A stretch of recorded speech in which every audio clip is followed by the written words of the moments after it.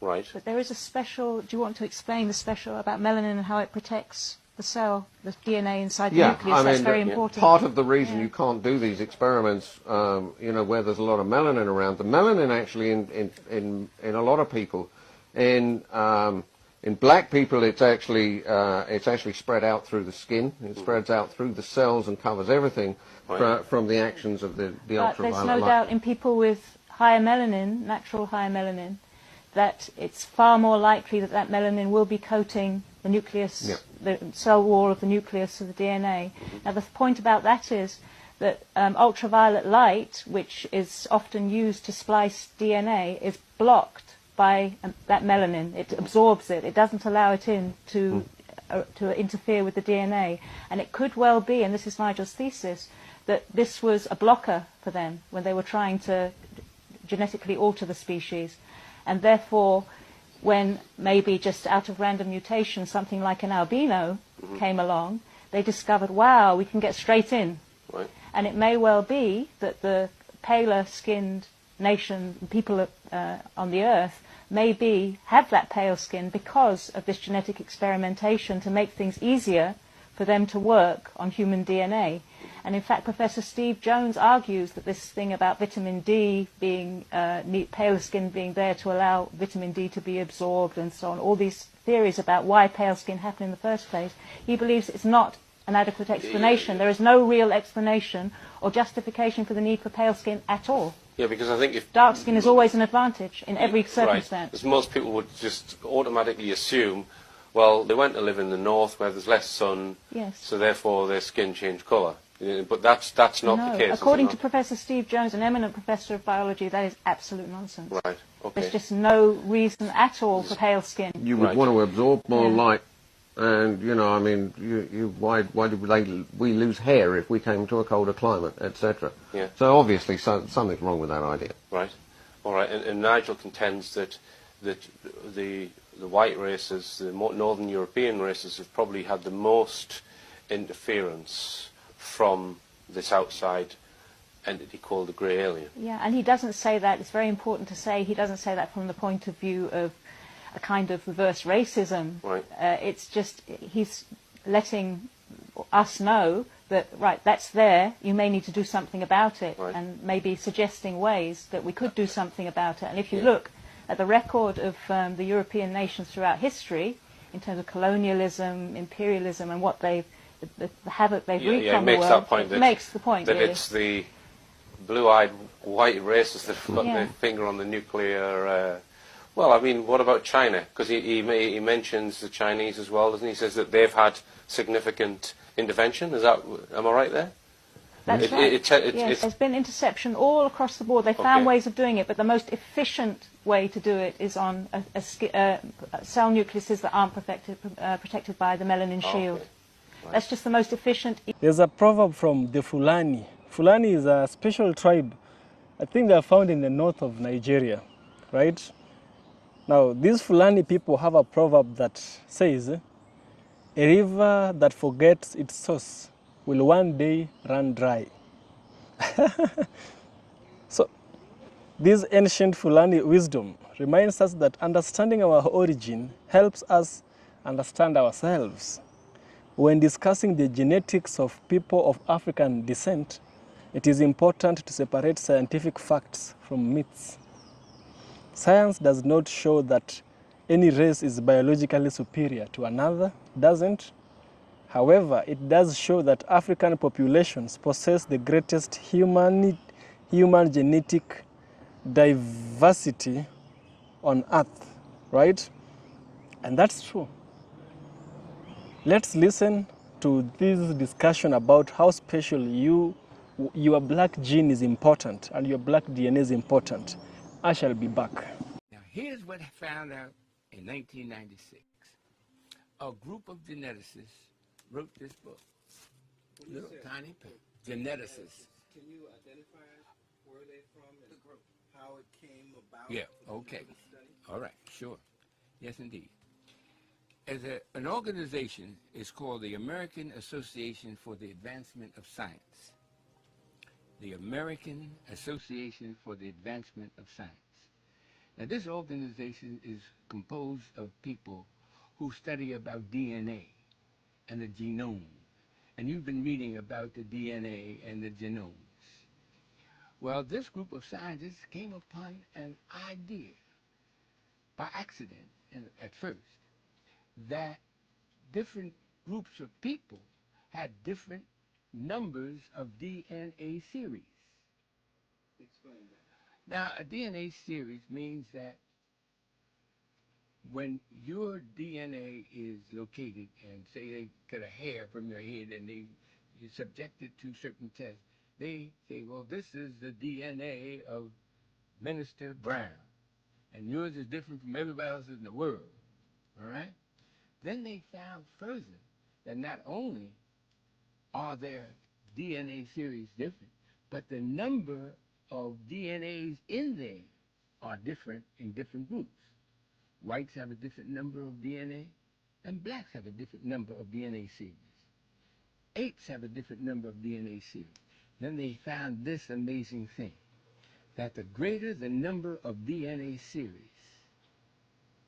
the smarter the person, the group is, the greater the probability of genius within that group. So they tested the orangutans, these 15 geneticists from around the world. Now, these geneticists came from 9 different universities. And we have here on the cover of the pamphlet they put out the names of these geneticists. And you can see them right there, right beneath the title of this pamphlet. Now, this pamphlet, most people have no idea what it means. But breaking it down, and after you study it and have it explained to you by a geneticist, a trained geneticist, you will find that they're talking about DNA series. Now, here are the names of these 15 geneticists from around the world: University of Japan, University of China. Yale University is the headquarters of this organization called the American Association for the Advancement of Science. So you see it down there. Now, this was copyrighted in 1996. All right. What it said is this, and this is the mind-blowing part. It said that when they tested the orangutan, they found out he only had 3 DNA series. When they tested the gorilla, they found out the gorilla had 4 DNA series, but he's a little smarter than the orangutan. They tested the chimpanzee, which is an ape, and found that he had 5 DNA series. Then they went all into the different races of the world. They went into Europe and tested the DNA series of the English, the French, the German, the Spanish, the Russians, and found they had 6 DNA series. Then they put all of this, what they found from around the world, on a map. And this map really is called the intelligence map of the world, because they tested 116 different human groups and found their DNA series numbers. All of them, all over the world, have 6. And they put the numbers in form of a little flag that you can see on this map. These little flags have a color. And they show, oh, this is upside down. I'm sorry. Yeah. And they show that the English have only 6, and all into Europe, only 6. Went over into Japan and China, and they only have 6. Over into America, with a predominantly European, and they only have 6. Then they came to Africa, and they came to the part of Africa. Now, all the rest of them, they put in little flag colors. Those flag colors are orange, red, if you notice. But when they came to Africa, found out that the African people have 9 DNA series. From here, just below the Shanghai Empire, down to the foot of Africa. All those 10 nations, of which African Americans descended from one of them. We have 9 DNA series, the greatest possibility of genius in Africa. Now it's answered this age-old question: how can a people survive being told they're nothing for 400 years, never allowed to learn that they came from beautiful cities, and told they came from a jungle? How could a people survive? How can a people become champions in everything they touch? Because they have 9 DNA series, while the rest of the world has only. I said, did you know that there is hidden DNA only found in African people? A study was done at the American Association for the Advancement of Science on DNA genome, testing the variations of DNA series on different species. DNA series is the genetic information that is carried in the DNA. They started with an orangutan, and the orangutan had 3, a gorilla had 4, and the ape had 5. So they realized different species do have different DNA series. But then when they studied humans, they also realized that different races also have different amounts of DNA series. The Europeans, Russians, Spaniards, Japan, all had 6 series DNA. The people with the highest DNA series was found in Africa. They had a 9 series DNA count. That is the most out of all species, proving that African DNA holds more genetic information. This is how years of torture, mutilation to our people, overstand the damage that has been done to our people would have been extinct if it was any other race. But the fact that we still here today, thriving and multiplying and waking up, it's in our DNA literally to be advanced. This is why they don't teach you about the melanated genetic self, because then you would realize how advanced you are, putting you at an even playing field. And they... All right, racists, let's talk about the truth. There is so much discourse lately about who is native and who is indigenous, and even the nerve to bring up who is the architect of soul food. And what everyone needs to understand is that Black people are the earth. Black people are the only unmutated humanity. They told you humans came from Africa like it was a migration story, but that's not the truth. The truth is, Africa is the first face of the earth. And blackness is the source of all biology. Everyone else? Genetic drift, mutational echo, survival glitches adapted to ice and exile. Let's talk origins. The black woman is the womb of the world. Forget the Eve in the garden story. That was a stolen metaphor. The real Eve lives in the woman's mitochondria. And not just any women. Melanin-rich, thick-hipped, thick-lipped, and copper-toned. Elegant, poised, literally perfect, planet-rooted Black women. White women don't carry the full ancestral genome. Asian, Mexican, and Native women only carry fragments. Black women carry the total code. She doesn't reproduce diversity. She births the whole species. When small African offshoot groups migrated north, they weren't evolving. They were mutating, adapting to survival, not thriving. That's where lighter skin, narrow nostrils, reduced melanin, and behavioral changes began.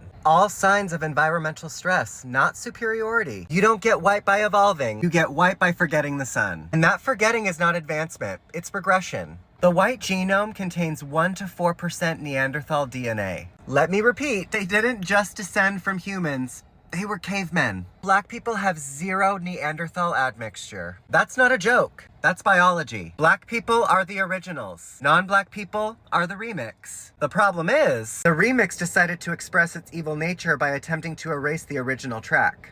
Let's talk indigenous. The term indigenous was invented by settlers to decide who was native enough to be managed, named, and displaced. But indigenous is a political term, not a genetic one. And political terms can't overwrite blood memory. Being first on the continent does not make you first on the planet. However, Black people being first on the planet means they are first on every continent. The Black genome is Earth's source code.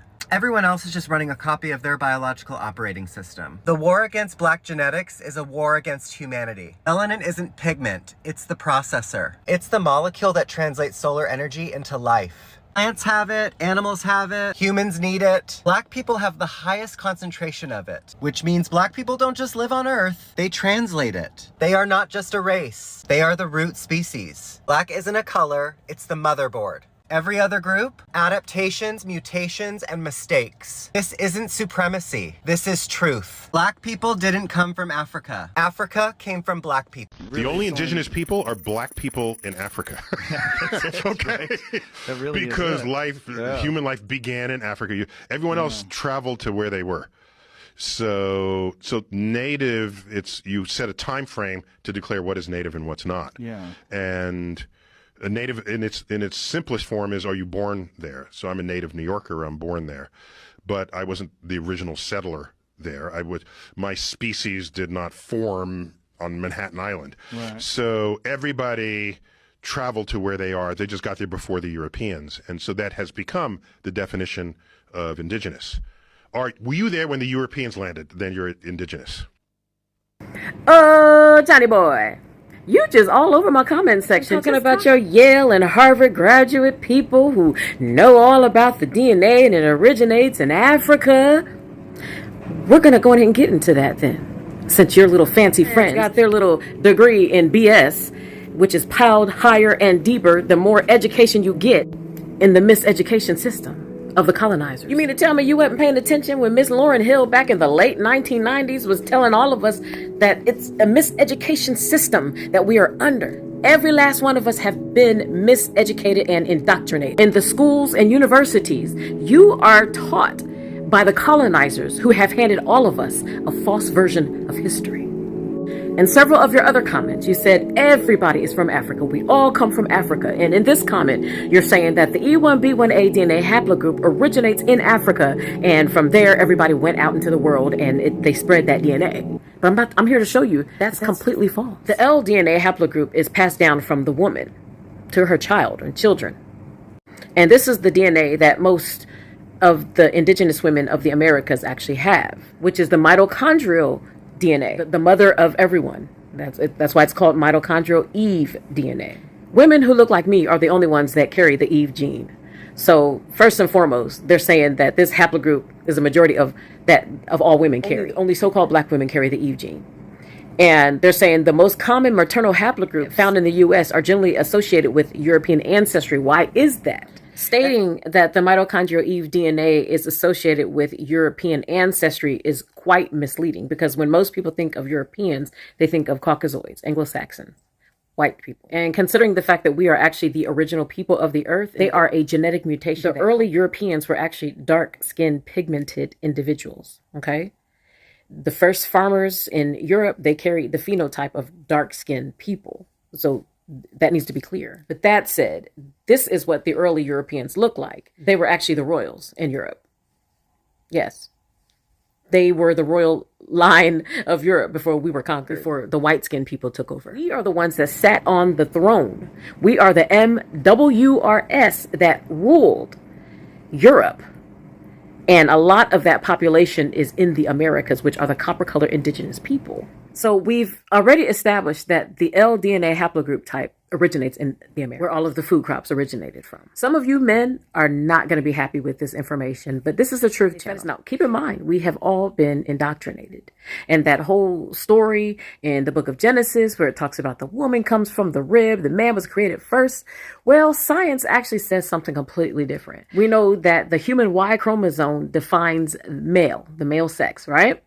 Well, it actually evolved from the X, which is the woman, the double X. Just as pale skin is a genetic mutation from the original, so are males. They are a genetic differentiation from the original, which is the double XX female chromosome. If you drop down here, it says the Y degeneration. The Y chromosome is a mutated or degraded version of an ancestral chromosome that eventually stopped pairing with the X. With that being said, if L originated in the Americas, then surely the men who mutated from those female Ls originated in America as well. We already know that all the food crops originated in the Americas, South America to be exact. So, obviously, people were in America first, and from there they spread out. Let's revisit your comment again, Johnny. You said there's 85% of them, which really it's more like 60 to 85% our men that have that E1B1A DNA haplogroup. And as I've said in previous videos, the people in modern day Egypt, they don't even have 1 ounce or 1 milliliter of this DNA at all. Which also proves that ancient Kemet, or Egypt as people call it, is actually based in America, just like the DNA. You're saying that E1B1A DNA haplogroup type is a West African haplogroup. What you fail to realize is that the people that are in West Africa today actually came from America. They came from South America. I showed you the food crops. They took those food crops with them in Christopher Columbus's transatlantic slave trade. The only time Google tells the truth about the transatlantic slave trade, they are celebrating Christopher Columbus Day. This is where I got this screenshot. And clearly, they told the truth about the transatlantic slave trade beginning in the Americas. Okay? So from there, people from the Americas were taken throughout the world and also into modern day Africa, which is why pretty much everything that they eat originated in America. They took it with them. They went there to modern day Africa. As you can clearly see here, they spread out through the Western and Central Africa. From there was a Bantu expansion. And these are the groups of people circled down here on the bottom that went there. The Akan people, the Igbos, the Yoruba, all these people groups who fill up West Africa today, all the way up to Burkina Faso. Those people came from America, my dear. This is why they have the E1B1A DNA haplogroup type. Why is there so much genetic diversity in modern day Africa today? Is it because that's the motherland and that's where everybody came from and then went everywhere throughout the earth? No, it's because they've been dumping people in modern day Africa from everywhere. This is why that genetic diversity exists in modern day Africa. Thanks to the American Colonization Society, also the Negro Improvement Association, they helped dump our people that were in America in modern day Africa. Everyone knows that Liberia, this is the Liberian flag. Does it not look like the American flag? Hello. Well, these people came from the Americas, not just the US, but they also came from the Caribbean as well. And they went to modern day Africa. It's called the Lone Star flag. Texas, the Lone Star State. Everything is copied. They pretty much recreated everything that's in America in modern day Africa today. This is how most of the West African countries came about. They were made up of people from the Americas. This is why they have the E1B1A DNA haplogroup that originates in the Americas. Here's another place that people from the Americas, the Caribbean, including people from Europe. Keep in mind, earlier I stated how the people that ruled in Europe, they were conquered. They look like us. And when they were conquered, they had to go somewhere. They sent them to modern day Africa as well. That's how Sierra Leone came about. People from North and South America and Central America also went to Sierra Leone. This contributes to the genetic diversity that's in modern day Africa today. I'll get out the way so you can take a look at that and screenshot it if you need to. Let's not forget about the people of Angola. They actually come from the Americas as well. This should tell you that we are not Africans and that the E1B1A DNA strain does not come from modern day Africa. A comes before B. Our DNA is older.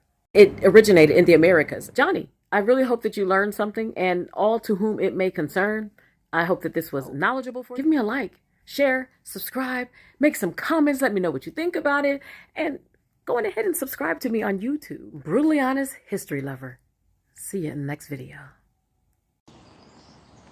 After carefully listening to this video, here is my deep critical analysis. Why do they say that the African DNA is unique?